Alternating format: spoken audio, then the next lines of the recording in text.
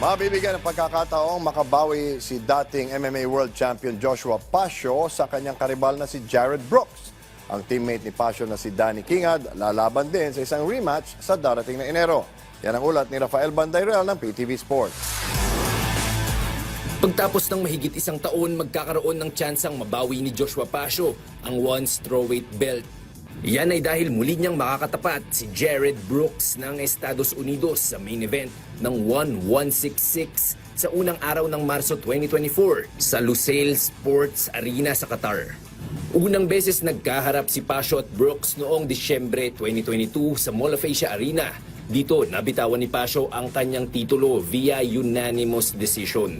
Sa kanyang panayam sa The MMA Superfan YouTube channel ni Combat Sports Analyst Nisi Icasiano, sinabi ni Pasio na pinaghahandaan na niya ang bawat posibilidad at lahat ng estilo na maaaring gamitin ni Brooks. I'm fighting a guy na hindi lang smart, hindi lang malakas, mabunganga. So, I'm setting up again my mind, yung focus ko sa kanya, kung ano yung gagawin niya and kung ano yung hindi niya gagawin. And kung ano yung mga surprise attacks niya na possible na gagawin niya.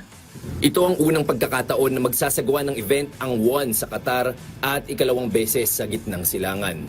Samantala, isang rematch din ang sasalangan ng teammate ni Pasio sa Lions Nation MMA na si Danny The King Kingad.